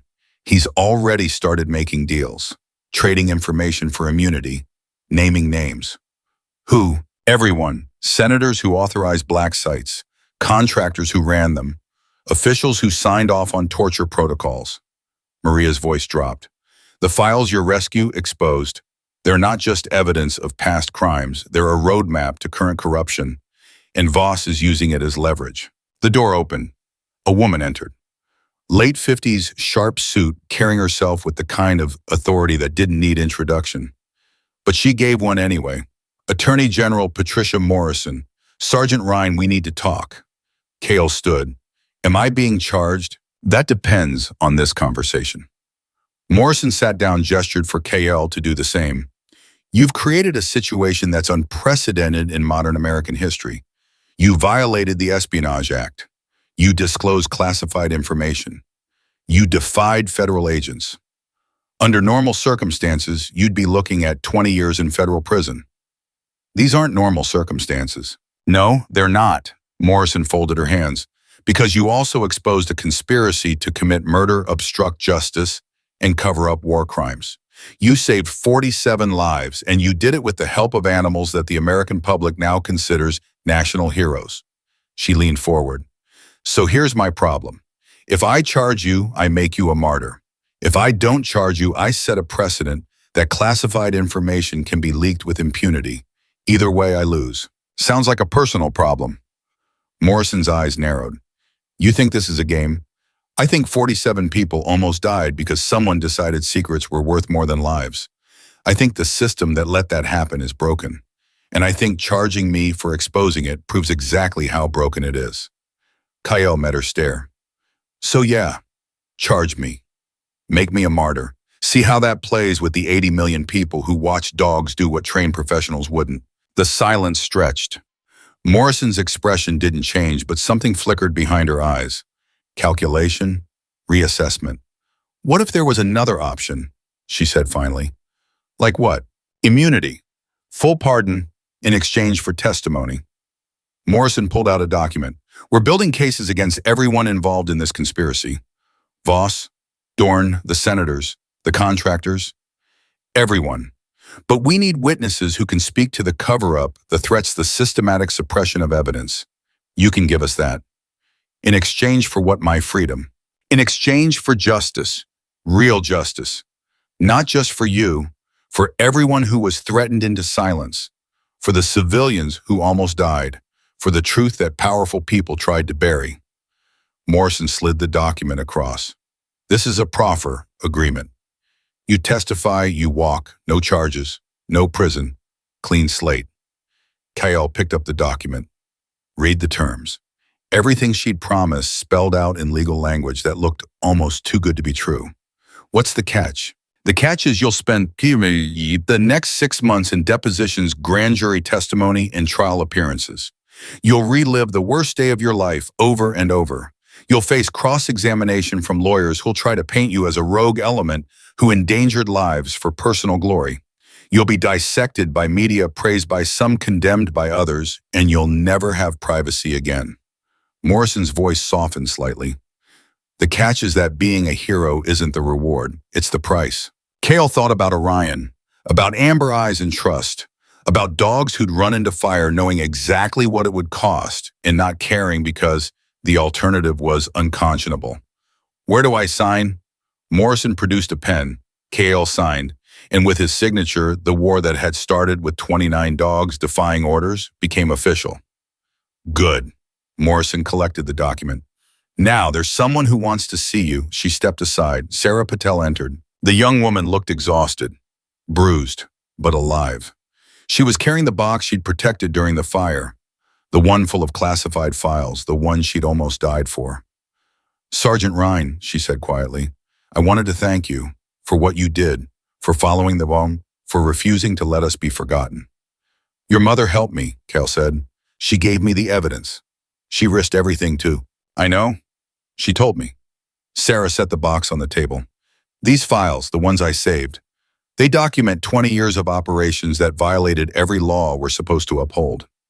Names of people who were tortured, people who died in custody, officials who authorized it all and then buried the evidence. Her voice shook. I thought saving them would matter. I thought someone would care. Then I was locked in a room breathing smoke, listening to evacuation sirens, while nobody came for us, and I realized the same people who'd committed these crimes were the ones deciding who deserved rescue. You're safe now. Because of bunnies, animals who valued human life more than humans did. Sarah touched the box. These files are going to destroy careers, end presidencies, put senators in prison. But none of that would have happened if Nova hadn't found me. If your dogs hadn't known what the system refused to acknowledge, that we mattered. That truth mattered. That some things are worth running into fire for. Kael felt his throat tighten. What happens now? Now I testify. My mother testifies. Webb testifies. You testify, Sam. And we let the truth do what fire couldn't burn down, everything erupt, everything broken, everything that prioritized power over people. Sarah stood. Thank you, Sergeant, for listening to the men, for trusting them when every rule said you shouldn't, for proving that disobedience isn't always wrong. She left. Morrison followed, and Kael sat alone with the knowledge that he'd started something he couldn't stop, something bigger than court-martials or conspiracy charges or even the dogs themselves. He'd started a reckoning. Maria returned an hour later. You're being released, pending testimony, but you're free to go. Where are the dogs? Still at Fort Emberfall, but they won't be separated. The Orion Act passed emergency vote 30 minutes ago. Those 29 dogs are officially protected under federal law. They stay together, they stay operational, and anyone who tries to break up that pack faces criminal charges. She smiled. Congress just gave them more legal protection than most humans have. Can I see them? That's why I'm here. They're being transferred to a new facility, purpose-built for behavioral study and advanced training. You're invited to the ceremony. Maria handed him his phone. But fair warning, there are about 500 reporters camped outside, and they all want to talk to you. Kael took the phone, saw the notifications, thousands of messages, interview requests, book deals, movie offers, people calling him a hero, people calling him a traitor, people who wanted to elevate him, people who wanted to destroy him. He deleted them all. I don't want to talk to reporters, he said. I want to see the dogs. They drove back to Fort Emberfall in Maria's car. The route took them past the crash site. The fuel depot was gone. The admin building was gone. Just scorched earth and yellow tape marking where 47 people had almost been erased from history. Dorn's been found, Maria said as they drove. FBI picked him up trying to cross into Mexico. He's cooperating, giving up everyone involved in the conspiracy. Voss, the senators, everyone. What's he getting in exchange? Life in prison instead of execution. Turns out conspiracy to commit mass murder carries the death penalty. She glanced at Kael. He's claiming he was following orders, that Voss pressured him, That he didn't know civilians would be in the building when the fire started. That's a lie. Probably, but it might be enough to avoid death row. Maria's hands tightened on the wheel. Justice isn't always perfect. Sometimes it's just the best we can get. They arrived at the vet clinic to chaos. News vans, protesters, supporters, people holding signs, dogs before orders. Orion for president. Heroes have 4 legs. The crowd parted as Maria drove through. Some people cheered, some threw things. One sign made Kael's chest ache. My daughter was in that building, thank you. Inside the clinic, the dogs were waiting. All 29. But they weren't in cages anymore. They were in an open space arranged in their pack structure, calm and alert, and so obviously content that it hurt to look at them. Orion saw Kael first. The shepherd's ears went up. His tail started wagging. And then he did something Kael had never seen him do in 6 years of partnership. He ran to Kael and jumped. Full body contact. Paws on Kael's chest. Nose pressed against his face. The kind of greeting dogs reserve for family members who've returned from deployment. Hey, buddy. Kael's voice cracked. I'm back. I'm here. The other dogs crowded close. Duke, Raven, Nova, Axel, all of them pressing against him, offering contact and comfort in the kind of unconditional acceptance that humans spent lifetimes trying to achieve. A voice from behind. They knew you'd come back. Kael turned, a man in civilian clothes, 50s, kind eyes. I'm Dr. James Mitchell, animal cognition specialist. I've been studying your dogs since the rescue. They're not my dogs anymore. According to them, they are. Mitchell gestured at the pack. Watch this. Orion, formation. The shepherd immediately moved into position. The other dogs followed. The same coordinated pattern they'd used in the fire, the same structure that had saved 47 lives. They maintain this formation constantly, Mitchell said, even during rest periods. It's not training, it's pack instinct. But pack instinct operating at a level of sophistication we've never documented in canines. They're not just following a leader, they're thinking collectively, making group decisions, demonstrating what can only be described as emergent intelligence. What does that mean? It means these dogs have formed something unprecedented, a cognitive unit that's greater than the sum of its parts. When they ran into that fire, they weren't following training protocols. They were executing a strategy they developed autonomously, as a pack, as a collective mind. Mitchell's voice filled with wonder. Sergeant Ryan, we're not looking at 29 dogs anymore. We're looking at a single organism with 29 bodies. And it's the most extraordinary thing I've ever witnessed. Kael looked at Orion, at Duke, at Raven, at all of them, saw the way they moved together, the way they communicated without sound, the way they knew things they shouldn't be able to know. They knew the civilians were in that building, he said, before anyone told them, before any alert was given. They just knew. Collective consciousness operates on levels we don't fully understand. They might have detected subtle environmental cues humans missed. Scent patterns, sound frequencies, electromagnetic signatures. Mitchell paused.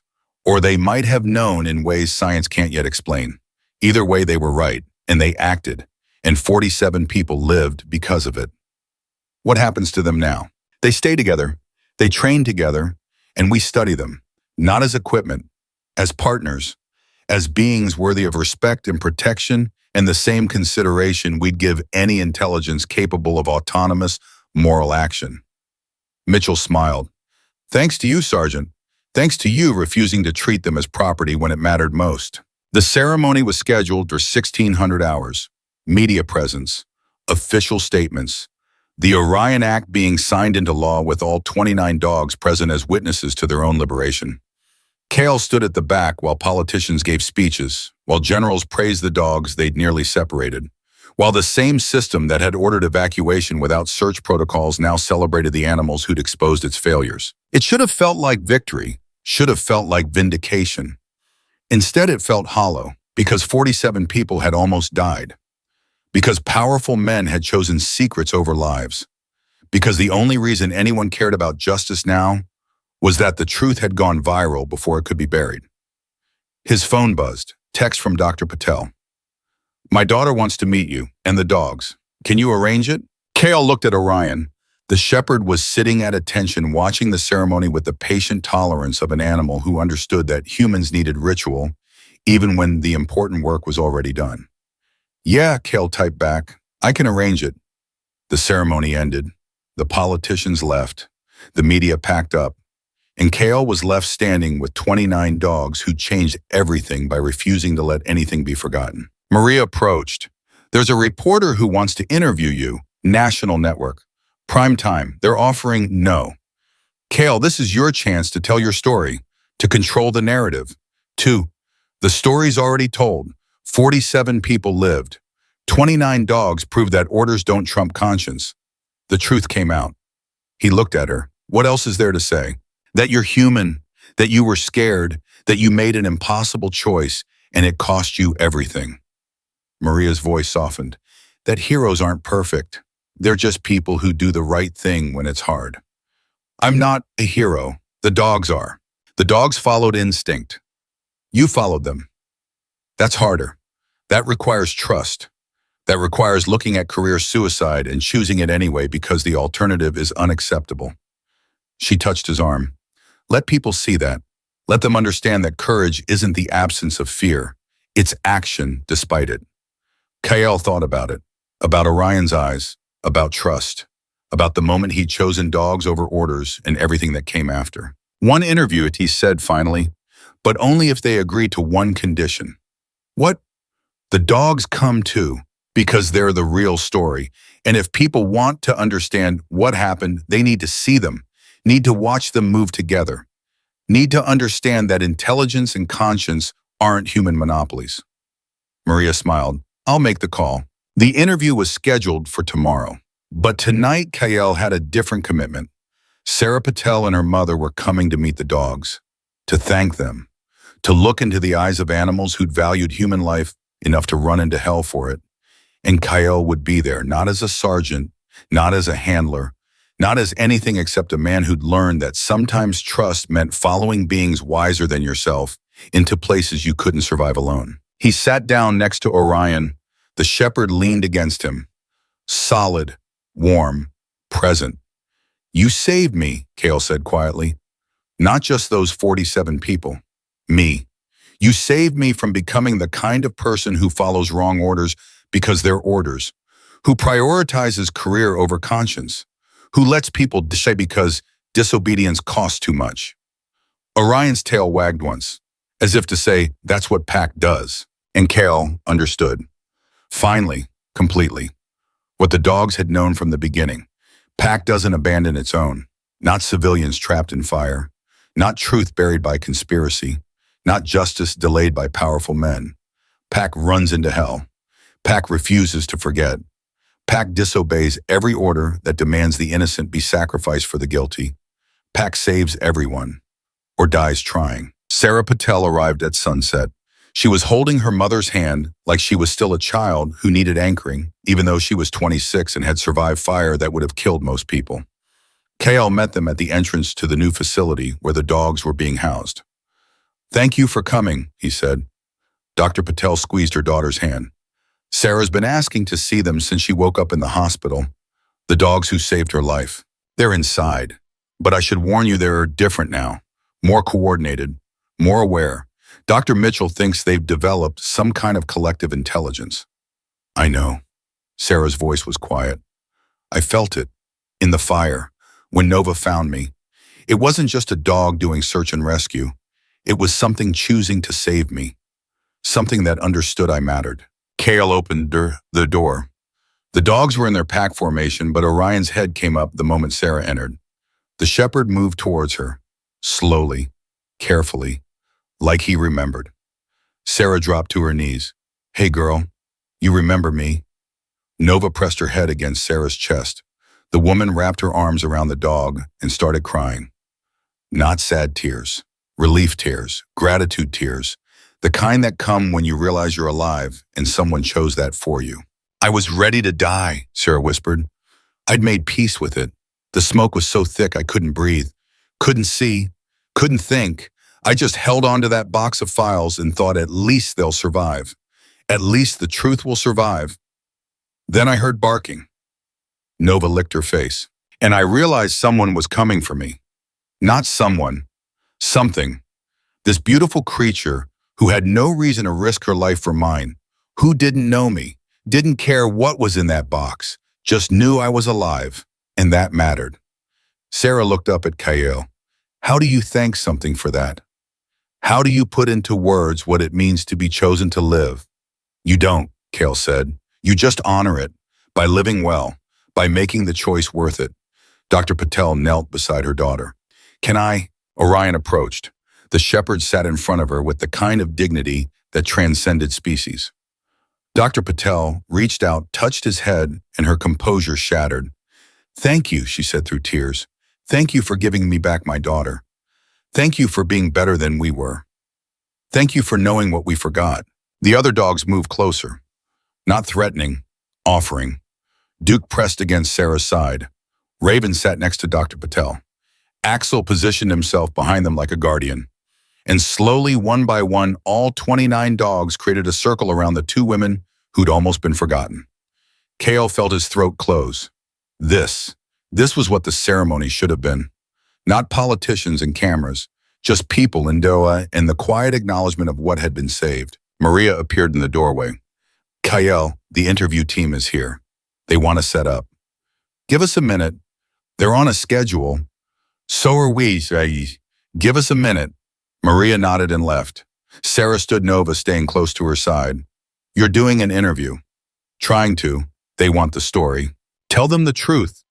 Sarah's eyes hardened. Tell them we were left to die. Tell them the evacuation order came without search confirmation. Tell them the same people who committed war crimes decided civilian lives were acceptable losses to protect their secrets. I will. And tell them these dogs are heroes, not because they're trained well, not because they followed orders, because they refused to let anyone be forgotten. Even when it meant running into hell, even when it meant disobeying every instinct for self-preservation. Sarah's voice shook. Tell them that courage looks like 29 animals choosing right over easy. I'll tell them. The interview was set up in the training yard, national network, primetime broadcast. The reporter was a woman in her 40s named Catherine Ross, and she had the kind of eyes that said she'd seen too much to accept official stories at face value. Sergeant Ryan, she began once cameras were rolling. 6 days ago, you disobeyed a direct evacuation order and followed 29 military dogs into a burning complex. Wipe off them, because they knew something I didn't, which was that people were dying, that the evacuation order was wrong, that following it meant letting 47 civilians burn to death in a building that wasn't supposed to have anyone in it. Ross leaned forward.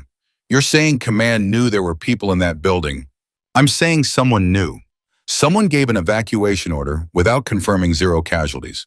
Someone prioritized clearing the area over searching for survivors. And someone made a choice that those 47 lives were worth sacrificing.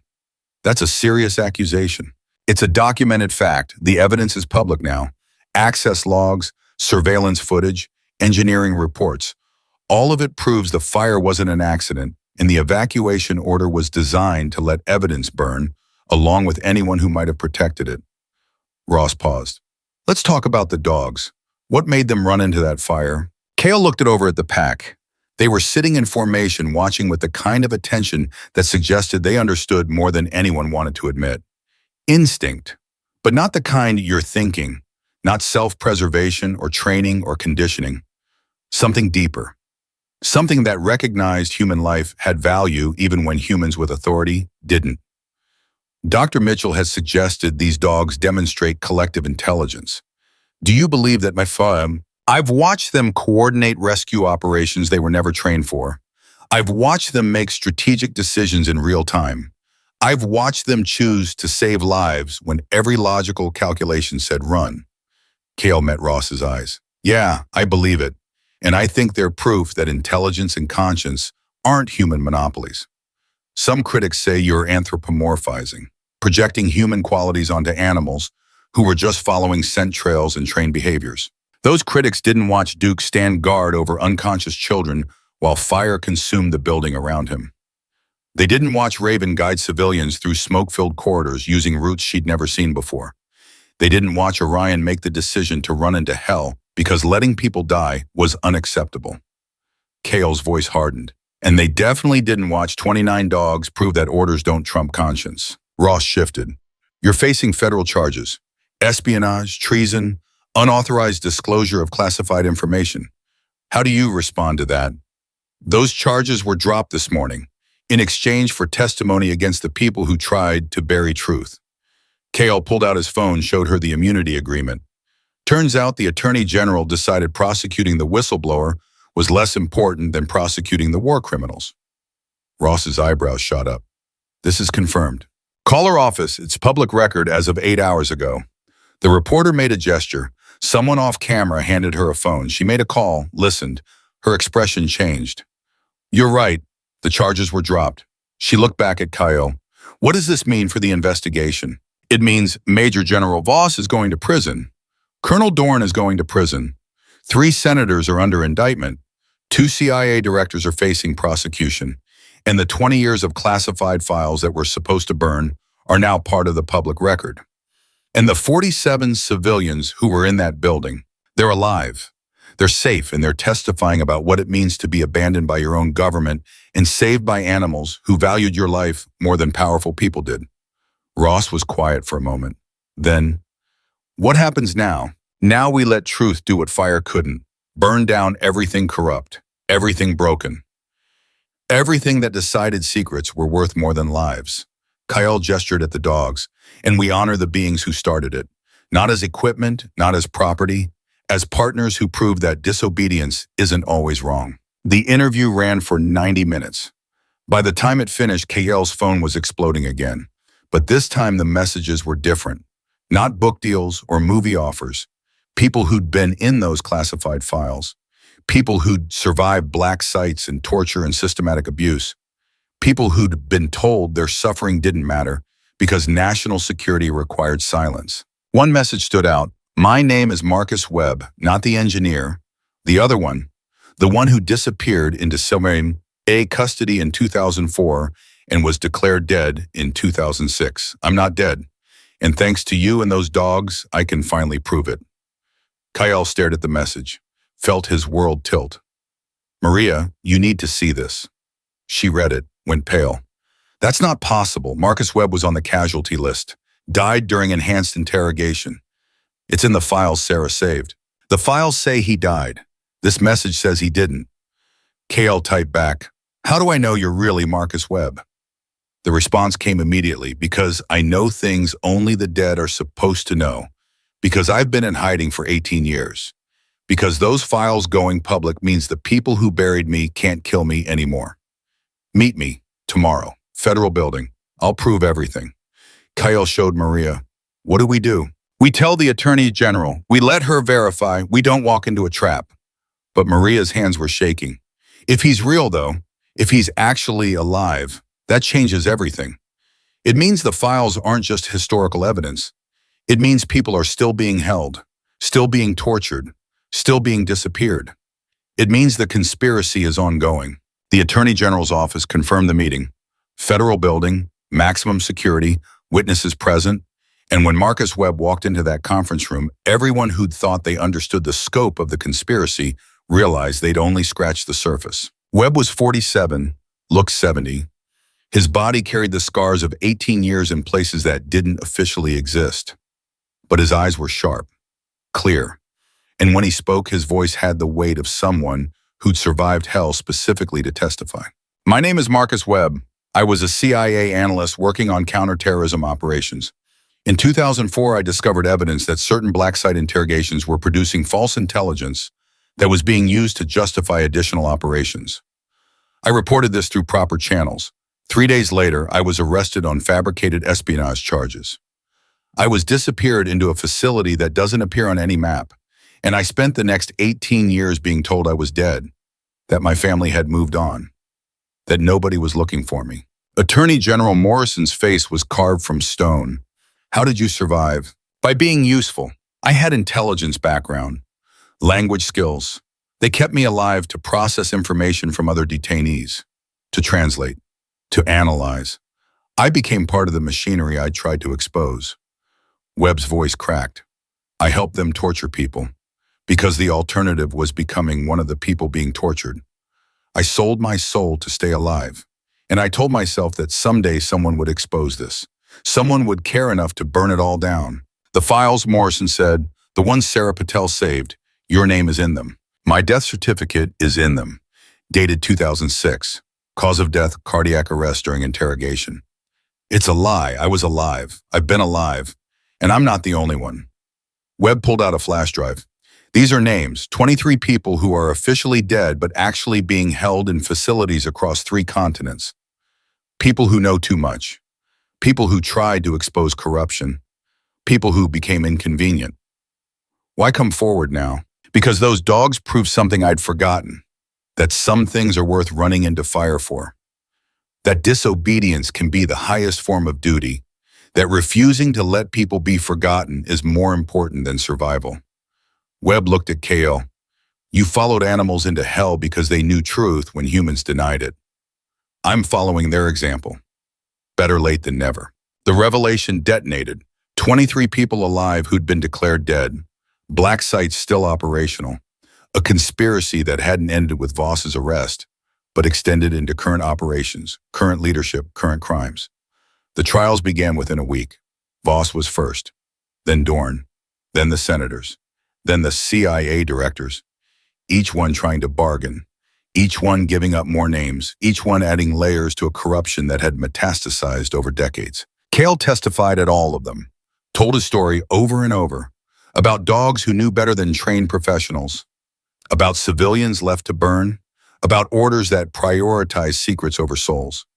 And every time he testified, the courtroom was packed, not just with media, with survivors, with families of people who'd been disappeared, with Americans who'd discovered their government had committed atrocities and then tried to bury them along with anyone who witnessed. The verdicts came 3 months after the fire. Voss life in prison, without parole, 23 counts of conspiracy to commit murder. Dorn 30 years obstruction of justice and accessory to attempted murder. The senators varying sentences but all removed from office. The CIA director's prosecution ongoing but careers destroyed. And Marcus Webb stood at the press conference announcing the verdicts flanked by 12 other people who'd been officially dead and were now officially vindicated and said 6 words that made international headlines. The dogs were right, we weren't. Kael watched from the back of the room, felt Maria lean against his shoulder. You did it. The dogs did it. You followed them. Because they were worth following. Kael looked at his phone. Another message from Dr. Mitchell. The pack wants to see you. They're agitated, like they know something's happening. He left the press conference and drove to the facility. The dogs were waiting in formation. All 29. But Orion broke rank when Kael entered, approached, sat down, and looked at him with those amber eyes that had started everything. I know, Kael said quietly. I know you did good. You all did. Dr. Mitchell approached. We're naming the facility after them. The Orion Complex, Center for Advanced Canine Cognition and Pack Dynamics. It's going to study what they've become, what they've taught us, how intelligence manifests across species. They're not lab subjects. No, they're partners, teachers, proof that consciousness and conscience aren't limited by biology. Mitchell paused. There's something else. The military wants to create a new program. K9 units trained in autonomous decision-making. Handlers who are taught to follow their dogs when they must demonstrate superior judgment. They're calling it the Orion Protocol. Will it work? It will if we remember what these 29 taught us, that orders are tools, not gods. That authority without wisdom is tyranny. That sometimes the highest duty is defying the chain of command. Mitchell smiled. Your dog started a revolution, Sergeant, not just in how we treat military working animals, in how we understand intelligence itself. Kael knelt next to Orion. The shepherd leaned against him, solid, warm, unchanged by fame or legislation or the fact that his actions had destroyed careers and exposed conspiracies and saved lives, both literally and metaphorically. What happens to you now? Mitchell asked. I don't know. The military offered to reinstate me. Full rank, full benefits position, training the new Orion Protocol handlers. But I'm not sure I belong there anymore. Where do you belong? Kael looked at the pack, at 29 beings who'd chosen right over easy, who'd run into fire, who'd refuse to let anyone be forgotten.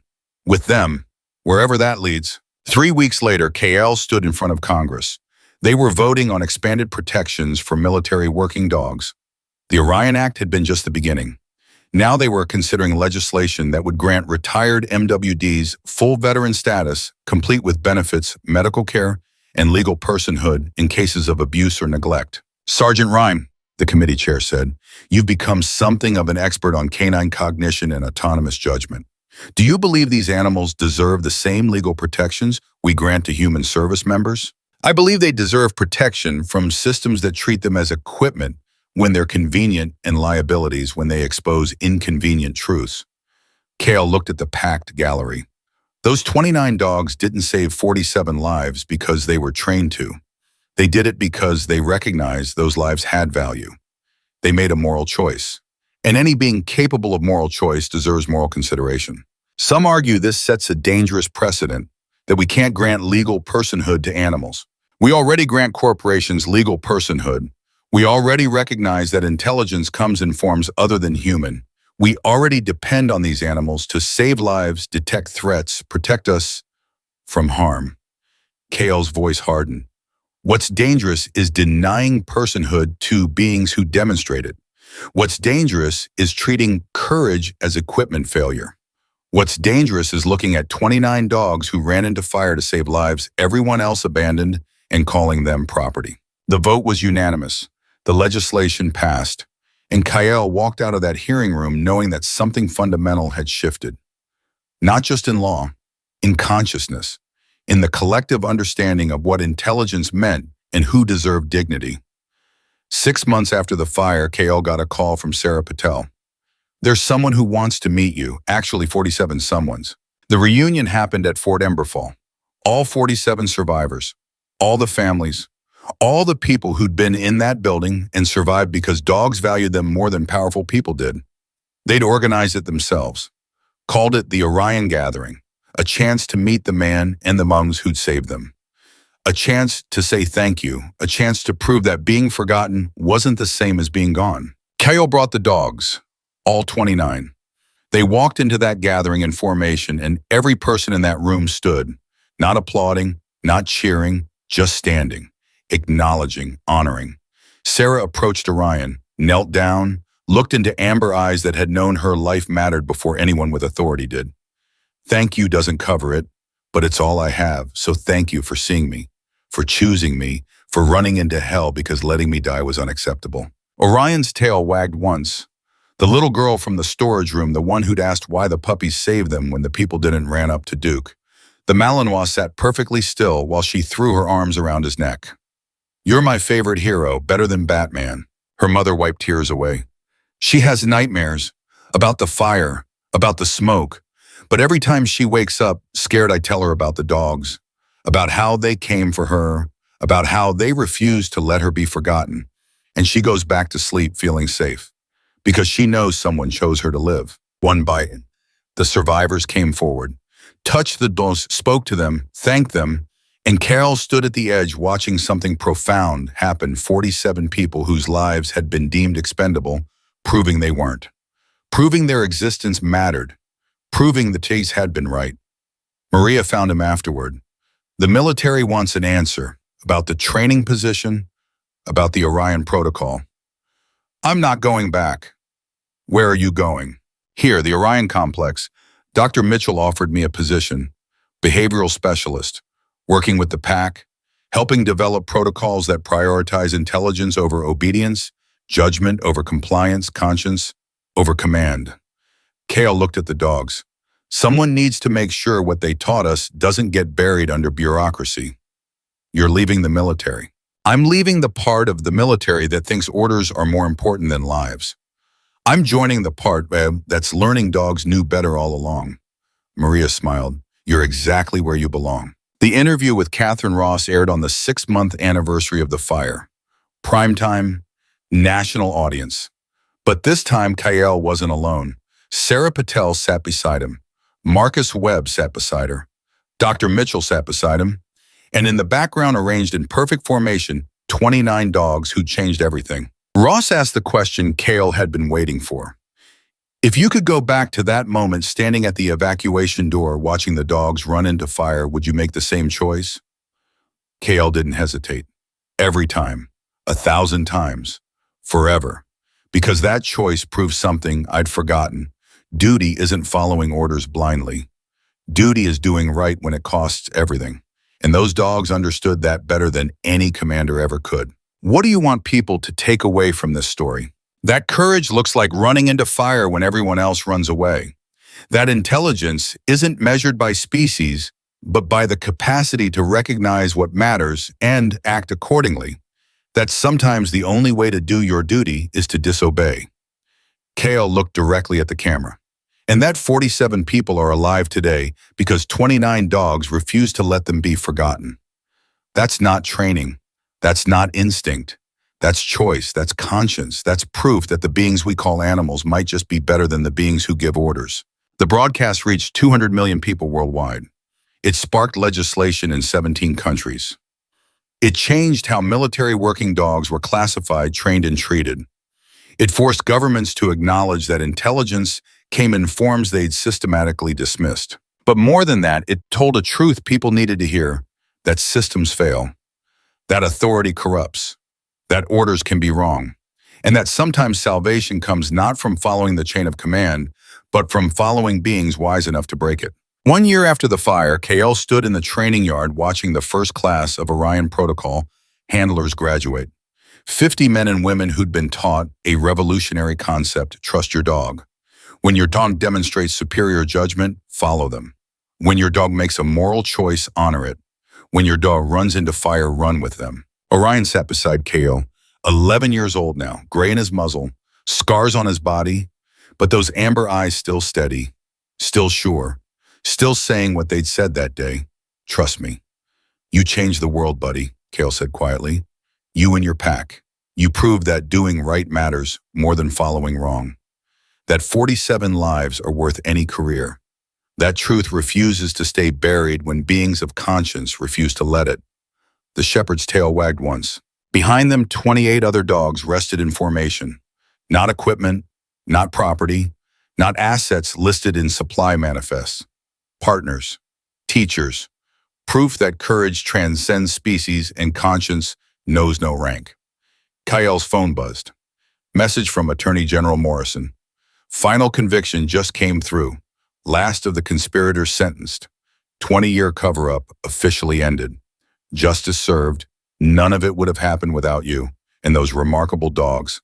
He showed Orion the message. We did it, all of us. You ran into fire, I followed, and together we burned down every lie that said orders trump lives.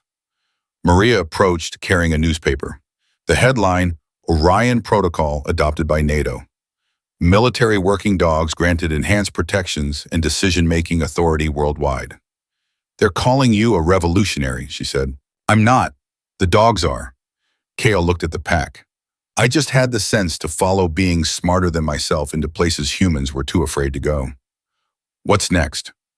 More training, more handlers, more dogs learning that intelligence includes the wisdom to disobey when obedience means letting people die. Kael stood, and making sure what happened at Fort Emberfall never happens again. That no one is ever left to burn because powerful people decided secrets were worth more than souls. That's a big mission. Good thing I have 29 partners who specialize in impossible missions. The sun was setting over Fort Emberfall, the same desert base where it had all started, where 29 dogs had defied orders and charged into fire, where 47 people had been saved, where truth had refused to stay buried.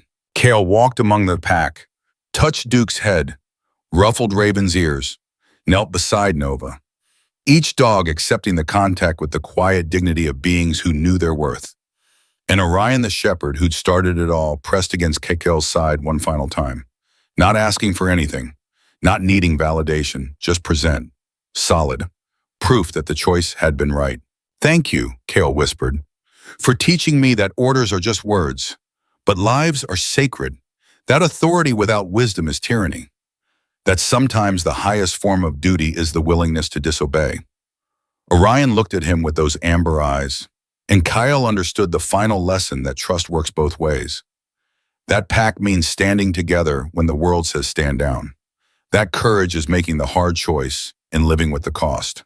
He stood, looked at the facility where dogs were being honored instead of dismantled, at the handlers being taught to follow instead of command, at the world slowly learning what 29 animals had known all along, that some truths refuse to burn, that some beings refuse to forget, that some choices matter more than careers or orders, or the comfortable lies that let people sleep while others die. And that the only way to truly do your duty, the only way that actually matters, is to follow conscience over command, life over law, and the beings wise enough to run into fire because letting people be forgotten was unacceptable. 47 lives saved. 29 heroes proven. One truth that changed everything: sometimes the only way to serve is to disobey.